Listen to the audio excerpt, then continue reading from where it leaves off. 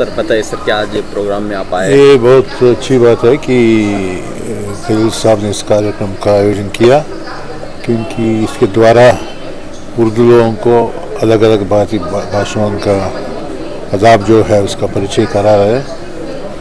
अगर देश में जो भी आज गड़बड़ हो रहा है, ये लोगों को दूसरी भाषा और संस्कृति का जानकारी नहीं होने की वजह से ऐसा हो रहा है। मैं समझता हूँ ऐसा कार्यक्रम करने से उनका आपस में ये अंडरस्टैंडिंग आ जाएगा और ये तो सामाजिक शांति के लिए बहुत अच्छा है। और जब हम दूसरी भाषाओं के संस्कृति के बारे में हम जानकारी हासिल करते हैं, हमारा दिल और विशाल हो जाता है। एक बहुत अच्छी बात। सर हाल ही में हमने कर्नाटक में देखा है कि कई इश्यूज़ पर काफ़ी हंगामा हुआ और माइनॉरिटीज़ में पर्टिकुलरली इस ताल्लुक से तशवीश देखने को मिली, चाहे वो हिजाब का हो, हलाल कट हो, मंदिरों के अतराफ ट्रेडर्स का बाइकआउट का मामला हो। तो क्या हो रहा है सर इसे आप किस नज़र से देखते हैं आज के हालात को? इसके बारे में मैं नहीं बोलना चाहता हूँ, लेकिन मुझे लगता है हम जितना ज़्यादा अलग भाषाओं को, अलग धर्मों के समर्थन को हम समझना कोशिश करते हैं, उससे सबका एक कुछ समाधान निकले। तो क्यों सर ये नफरत का जो धर्म के दरमियान है, तो शांति को फैलाओ ना। कैसे हालात को कैसे बेहतर बनाना चाहिए सर लोगों की? जब वो टर्की में शम्स तबरीज़ की हत्या हुई, जब जलालुद्दीन रूमी ने क्या किया, उन्होंने लिखा ना शम्स तबरीज़, उसके द्वारा उन्होंने इश्क को फैलाया ना। ऐसा करना चाहिए, इनके इश्क को और मोहब्बत को आम करने की ज़रूरत है। बस इतना ही। तो कैसे करेंगे सर? इसके बारे में सोचो, बात करो, बाकी लोगों के साथ इससे बात करो। तो शायरों की क्या जिम्मेदारी होनी चाहिए, राइटर्स की क्या जिम्मेदारी होनी चाहिए आज के हालात? जहाँ भी जिसी हालत में नफरत है, उस हालत में अच्छे शायरों ने अमन की बात किया है और मोहब्बत की बात की है। Okay sir, thank you sir. Kishore Prasad साहब ने भी ये बात कही कि मोहब्बत और इसे मैं तो सिर्फ एक बात कहूँगा। बहुत पहले जिगर मुरादाबादी ने कहा है कि मेरा पैगाम मोहब्बत है जहाँ तक पहुँचे। तो आदमी को पहले इश्क पर जोर देना चाहिए। इश्क का मतलब इंसानियत से इश्क, हर चीज़ से इश्क। मीर तकी मीर ये कहा करते थे कि इश्क करो मियाँ, इश्क करो। मैं आपको बताऊं कि यहाँ जितने बुज़ुर्ग मुसलमान बुज़ुर्ग इस मुल्क में आए, आप गरीब नवाज ख्वाजा मोइनुद्दीन चिश्ती की मिसाल दीजिए। जब वो हिंदुस्तान राजस्थान में आए थे तो वहाँ कोई मुसलमान था? तो उन्होंने उस वक्त के राजा के तमाम सोबतों को सहने के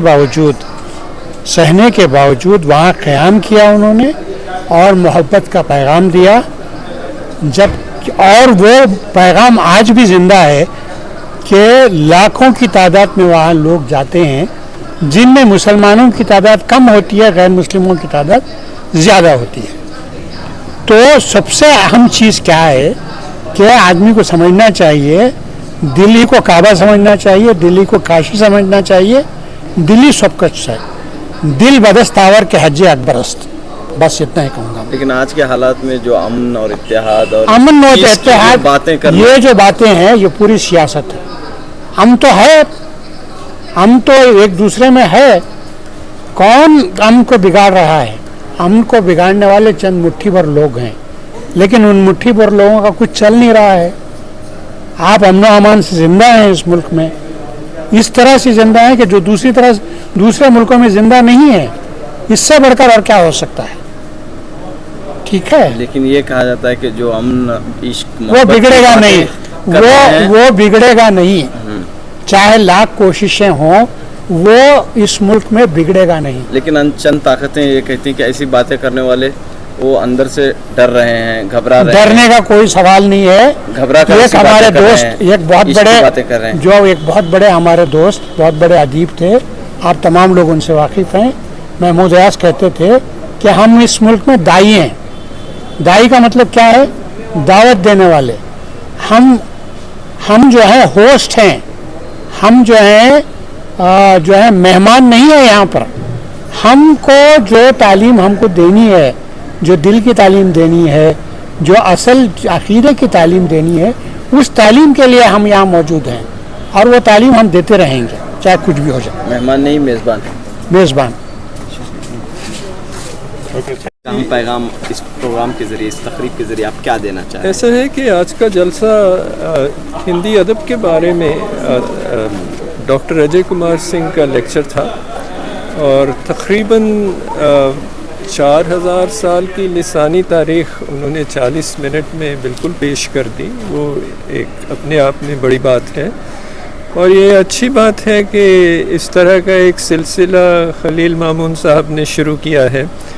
हिंदी से शुरू हुआ, अगली दफ़ा पंजाबी, उसके बाद तमिल, तेलुगु, मराठी वगैरह, ये सिलसिला जारी रहेगा और ये एक बड़ी अच्छी शुरुआत है जिसके लिए मैं मामून साहब को और डॉक्टर अजय कुमार सिंह साहब को मुबारकबाद देता हूँ। तो ज़बानों के ताल्लुक से तासुब भी देखने को मिलता है, तंग नज़री भी देखने को मिलती है, ना ज़बानों के दरमियान जो टकराव की भी सूरत हाल देखने को मिलती है। नहीं, देखिए के बोलने वालों के दरमियान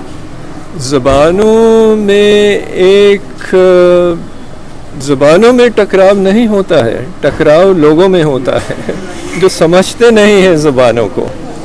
तो ये एक जो शुरू हुआ है सिलसिला, उसका यही है कि लोग एक दूसरे को आपस में समझें। और जैसा डॉक्टर राधा कृष्णन ने कहा था, हिंदुस्तानी अदब एक ही है, वो अलग अलग ज़ुबानों में एक्सप्रेस हुआ है। तो उस लिहाज से डॉक्टर साहब ने आज पहला लेक्चर आज हमने देखा कि तीनों ज़बानें हमें सुनने को मिली, उर्दू, हिंदी और कन्नड़। जी तो जी, कैसे एक माहौल बन सकता है सर? बिल्कुल यही माहौल आगे बढ़ना चाहिए, होना चाहिए सर, इत्तेहाद होना चाहिए। जी जी। वो आपका तवील खिताब यहाँ पर रहा है सर, कि एक दो अहम बातें आपके इस खिताब के ज़रिए आप बताना चाहिए। नहीं, एक तो नहीं, ये खलील मामून साहब ने बड़ा अच्छा प्रोग्राम शुरू किया है। बहुत अच्छा एक सिलसिला शुरू किया है खलील मामून साहब ने और उनके साथियों ने मिलके कि जो हिंदी है या कन्नड़ है, जो हिंदुस्तान की भाषाएं हैं, उनमें क्या उनका अदब क्या है और भाषा क्या है, उसके बारे में एक दूसरे को जानकारी होनी चाहिए। क्योंकि जब हम किसी चीज़ को नहीं समझते हैं तो शक की नज़र से देखते हैं, जो समझने लगते हैं तो एक मोहब्बत पैदा होती है। तो उस लिहाज से बहुत अच्छा, मैं उनका शुक्रगुजार हूँ कि उन्होंने ये सिलसिला शुरू किया है। तो हिंदी और उर्दू कैसे देखते हैं, दोनों ज़बानों? नहीं भाई, देखिए, हिंदी हो या उर्दू हो या कन्नड़ा हो या तमिल हो या अंग्रेजी हो, भाई अपनी अपनी भाषाएं हैं, अपनी अपनी जगह पे हैं, अपनी अपनी जुबान पर लोगों को फ़ख्र होना चाहिए। लेकिन ये भी समझना चाहिए, जैसा कभी चंजीत सिंह साहब ने कहा, कि अदब एक चीज़ है, वो दूसरी अलग अलग भाषाओं में, अलग अलग ज़ुबानों में ज़ाहिर होता है। जैसे कि हम कह सकते हैं कि रिलीजन केवल एक है, लेकिन वो अलग अलग रिलीजन जो है के रूप में, कहीं पे यहाँ पे इस्लाम के रूप में आया, यहाँ पे हिंदू के रूप में आया, वहाँ पे क्रिश्चियन के रूप में आया। तो ये हम, जैसे कबीर ने कहा फिर काशी भया राम भया रहीम, मोट चून मैदा भया बैठ कमीरा गीम। तो ये रिफाइनमेंट की बात है, समझने की बात है, इसको सटलिटी समझ, जब समझ मोटी होती है तो हमें ये फ़र्क बहुत दिखाई देते हैं, ज़्यादा ये दूसरा। लेकिन जब समझ हमारी महीन होती है, नफीस होती है, तब चीज़ें समझ में आता है कि ये चीज़ें सब एक दूसरे से मिली हुई हैं, मिली जुली हैं। आदमियत एक है, आदमी एक है, जुबानें अलग हैं, रहने वाले अलग हैं, खाना पीना अलग है, वो सब हैं। तो ये सब चीज़ें हमारे सामने आती हैं जब इस तरह का आदान प्रदान होता है। तो इस तरह का आदान प्रदान होता है, समझ बढ़ जाती है। बिल्कुल, हम देख रहे हैं कि नॉलेज बढ़ा है, हर चीज़ तरक्की कर चुके हैं। ये है कि नहीं, टकराव है, तनाव है समाज में, नहीं, ऐसा है। नफरत का माहौल भी है। अब ऐसा है कि भाई नफरत के माहौल में भी हम यही कहेंगे कि भाई हमारा पैगाम तो मोहब्बत है, जहाँ तक पहुँचे। अब टकराव लोग क्यों पैदा करते हैं इसके हम सब जानते हैं। वेस्टेड इंटरेस्ट होते हैं, वो हमेशा से होते आए हैं, ऐसी बात, ये कोई नई बात भी नहीं, ये भी आप जान लीजिए। ऐसी कोई बात नहीं कि अभी पैदा हुआ है, होता रहा है, लेकिन फिर भी समझने वाले लोग भी पैदा होते रहे हैं और समझाने वाले लोग भी पैदा होते रहे हैं, और सिलसिला ये जो अभी शुरू हुआ है इससे इसको बढ़ावा मिलेगा। शुक्रिया सर। ये ज़बान उस वक्त तक मशहूर और मारूफ नहीं हो सकती और अपने सेल में चली जाती है जब तक वो अवाम तक नहीं पहुंचती। कोई भी ज़ुबान उस वक्त तक परवान नहीं चढ़ सकती और पॉपुलर नहीं हो सकती जब तक उसका ताल्लुक अवाम से हो और रोज़ी रोटी से हो। तो ये एक सिलसिला शुरू किया है जनाब खलील मामून साहब ने कि मुकामी ज़बानों को साथ में लेके और ज़बानों को साथ में लेके उसका ताल्लुक उर्दू से हो, क्योंकि सकाफती तौर पे कहीं ना कहीं उर्दू को चंद लोगों ने मज़हब से जोड़ने की कोशिश की है, जिससे इसको हटना चाहिए। उर्दू की तरक्की के लिए ज़रूरी है कि दो चीज़ें हों, ये आम हो, आम ज़बान हो, आम बोल समझ की ज़ुबान हो, हिंदी से उसका ताल्लुक़ बढ़े, और लोकल ज़बानों से, लोकल लोगों से, आम लोगों से उसका ताल्लुक़ बढ़े, जब भी जाके उर्दू ज़िंदा रह सकती है। तो इसलिए ये पहली कड़ी है। तो जिस तरह साहब ने वो कहा है कि हर माह एक प्रोग्राम हो। सहमाही नया अदब जो है बेंगलोर से शाये होने वाला जरीदा है। उर्दू दुनिया में इसको बड़ी कदर की निगाहों से देखा जाता है। इसके मुदीर आला हैं बरज़ग़र के मुमताज़ शायर जनाब खलील मामून साहब।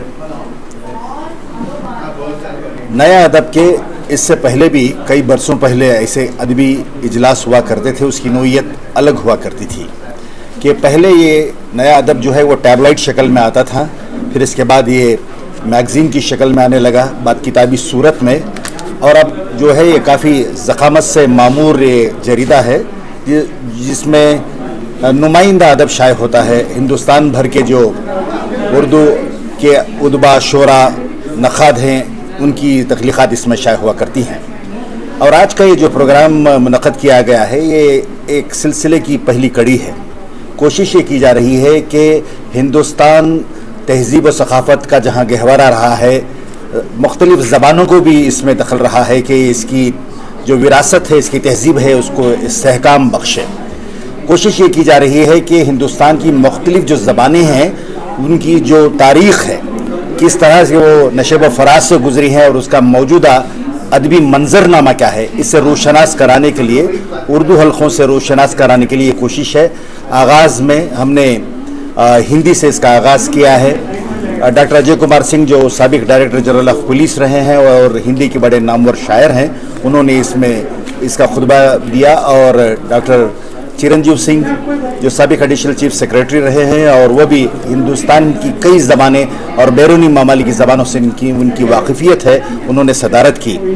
अब ये सिलसिला चलता रहेगा। अगले माह पंजाबी अदब के सफ़र और उसके असरी मंजरनामे के हवाले से डॉक्टर चिरंजीव सिंह साहब अपना खुतबा देंगे। फिर इसके बाद दीगर हिंदुस्तानी ज़बानें जो हैं, तेलुगु, कन्नड़, तमिल और गुजराती, इस तरह से ये सिलसिला चलता रहेगा।